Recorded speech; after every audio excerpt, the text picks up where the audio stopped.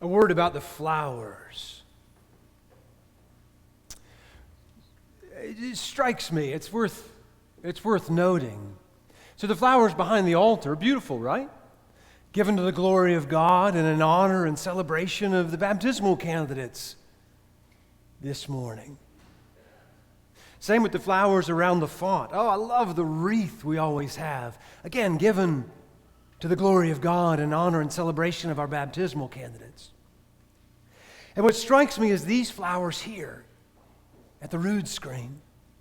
Some of you know what they're from. These flowers are from Pat Johnson's funeral. Now, not everyone knows Pat Johnson, but a bunch of you know Pat Johnson. Pat Johnson was buried on Thursday. She was one of the ordinary saints, a sacrament of God's love, a member of this parish, a true pillar for decades. And here she is. Here her flowers are this morning. And the baptismal candidates, are 3 out of 4 of them anyway, are too little to understand it. But you do. Pat is welcoming yet another crop of God's children into this fellowship. And her flowers present here, watered so they'd last, reminds me of the deep truth that life goes on and on and on. Death is no end. Medieval mystic Meister Eckhart sums up the baptismal life in this way. He says, in essence, the baptismal life is the discovery of a joy that death does not have the power to destroy.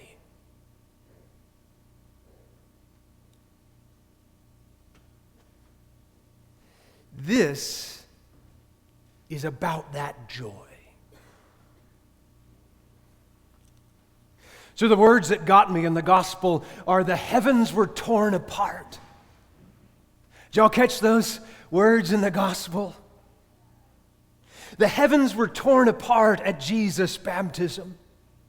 As I let those words work on me and that tearing apart of the heavens work on me over the course of this week, preparing for this day, it occurred to me that it's not just Jesus' baptism. In fact, the heavens are torn apart at every baptism. You see, the heavens are torn apart is a symbol way of saying this. Everything that is originated in God. Now, I'm not trying to be symbolic or metaphorical. I mean that very literally. Everything that is, all people, places, and things originate or have their origin, their source in God. So then, again, just simple, straightforward math here. It stands to reason that there is something of God in everything. Literally. So whether it's a frog or a tree, rocks, doorknobs, sunsets, shooting stars, little babies, old ladies, all. Now literally, all comes from God in one way or another, and therefore all have something of God in them. And again, I'm not trying to be fancy or poetic or symbolic. It's literally true that everything that is comes from God. Where else would it come from?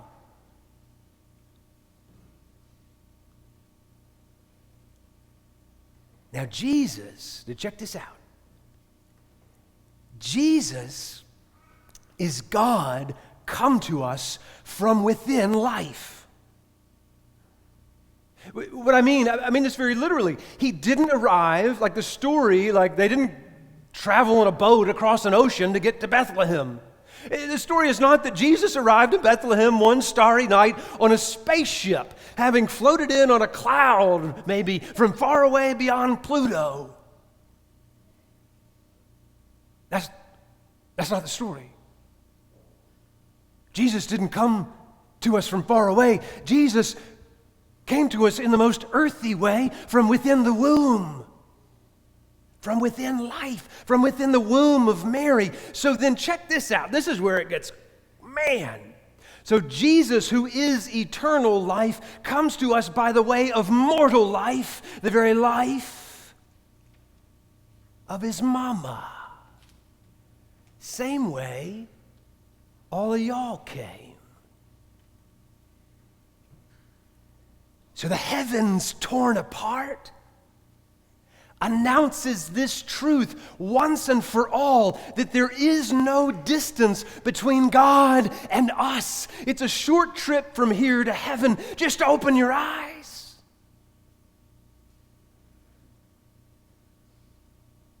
There is nowhere that God is not.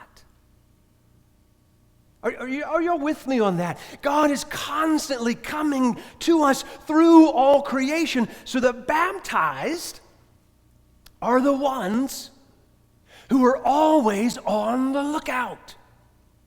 So when you find a Christian, some follower of Jesus who's really lost in their baptism, they're just looking around. Where is God going to show up next? And this is how the baptized spend their days. Now, I'm not always lost in my baptism. In fact, mostly I'm lost in some other wilderness altogether. You see, I'm a 21st century Western American. Are there any 21st century people in this room? Okay, we got a few. The rest of y'all are visiting from somewhere. Check, this is how it is for 21st century people. Before baptism, pre-baptismal life, a good day is a day on which people like me get a lot done. So when I go home after work and my beloved, the love of my life, asks the most tender, caring question, "Hey, babe, how was your day?"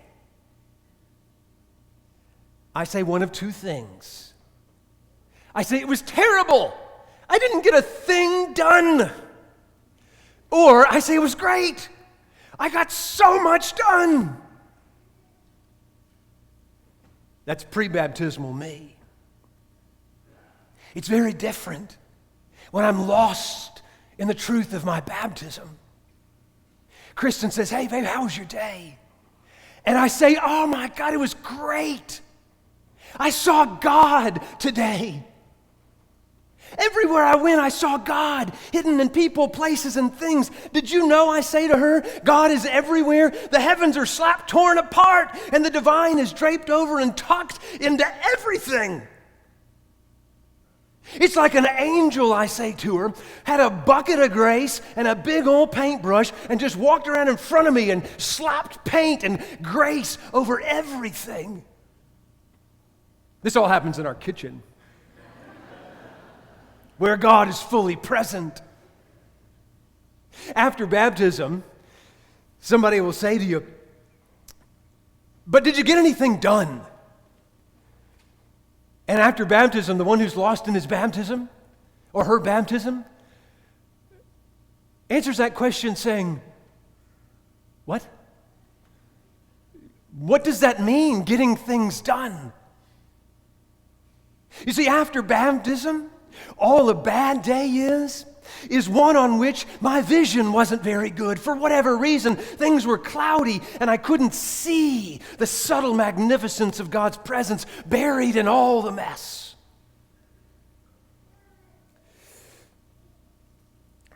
I want to try to put this a little bit more on the street. And I'm not sure if this will connect with you or not, but all week I haven't been able to get this way to put this on the street off my mind. So I'm going to try it, and if it doesn't work, just come back next Sunday. We'll try something different. See, here's the thing. I think I learned everything I need to know about the heavens being torn apart and the discovery of God present in all things, hunting crawdads with my little brother in the creek behind our house when we were little boys. So I want to tell you about it. Now, nobody taught me and my little brother Todd how to catch crawdads.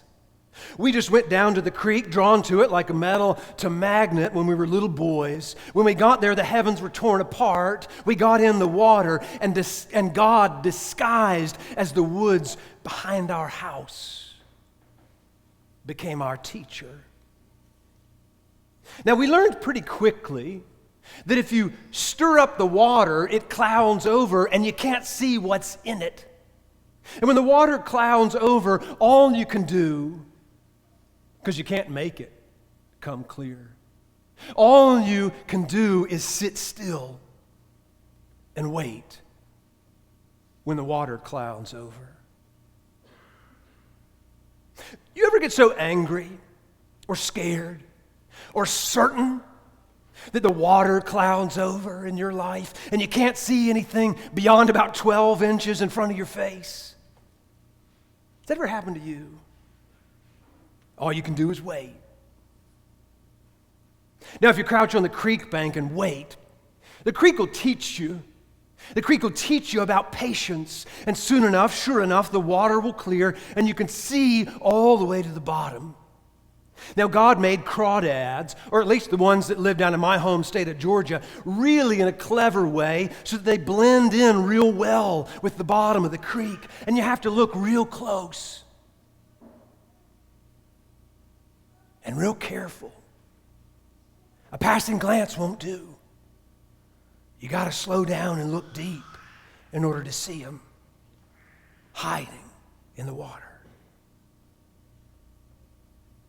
You ever feel like God is dead or unreal or nowhere near where you are? A lot of times crawdads hide under rocks.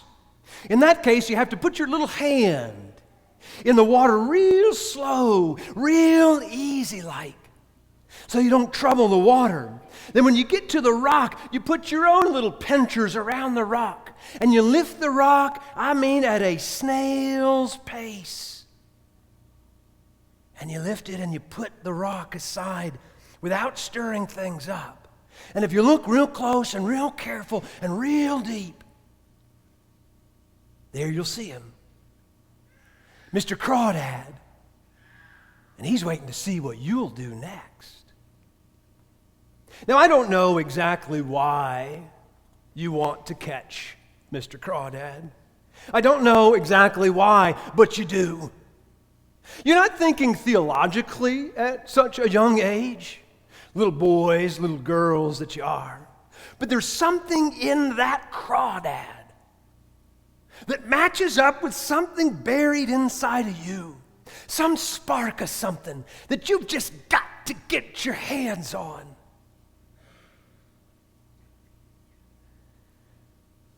Do you ever feel in your workaday a little fire burning in a good way inside your chest? Makes you want to talk to God face to face about your joys and sorrows, your dreams and what's to be. It's the same feeling that makes you want to reach up and touch a star on a particular and starry night. Now, Mr. Crawdad's claws make it clear.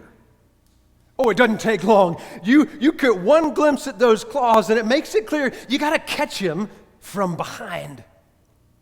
Now, the first time you go at him, he moves really fast like lightning underwater. Your fingers close on exactly nothing. It scares you. You touch the bottom of the creek, the water clouds. You pull your hand up quickly out of the creek water. Your little brother, leaning in close, gasps. He says, "Whoa, did you get him?" "No, he's too fast," you say. And you both wait. Remember, the creek has taught you patience. You both wait, crouching by the creek for the water to clear again.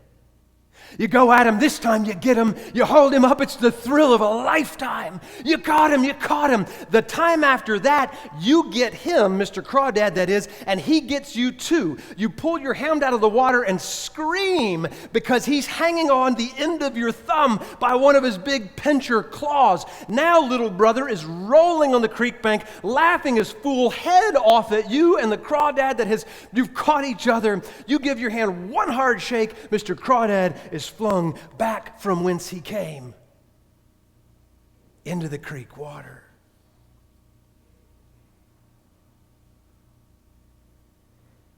Now, one of the things you learn hunting crawdads is that you can't take the crawdads back up to the house in a bucket to live as your pets on the screened-in porch off the kitchen.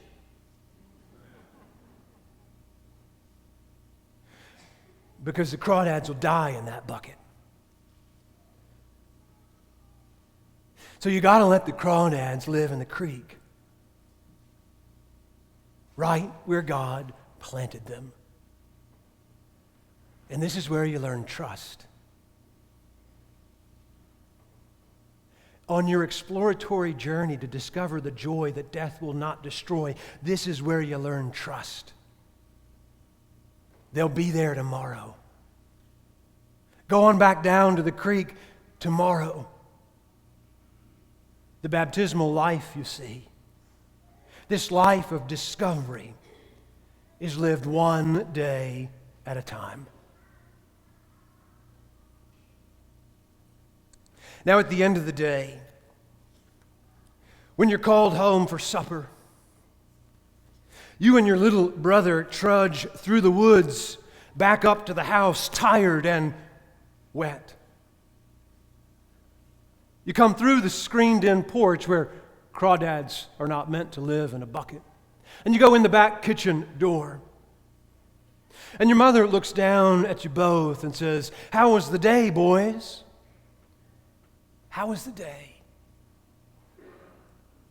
And you look up at her, and you both look at what's cooking on the stove for supper. Then you look at each other, big smiles. It was good. It was good, you say. And you don't put it in these words right then. You're little yet. But you know inside your bones, and you remember when you're older, that what's happened is you've discovered the joy that death does not have the power to destroy. That is a direct experience down by the creek of the unbroken thread of God's presence benevolently buried in all things. The heavens were torn apart that day. And there's no going back.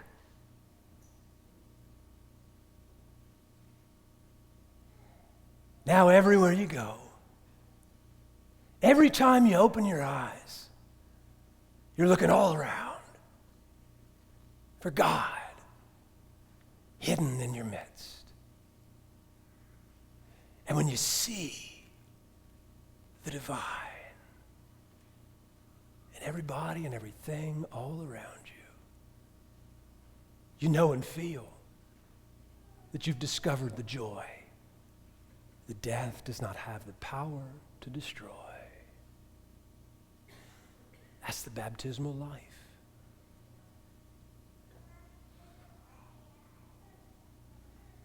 Amen.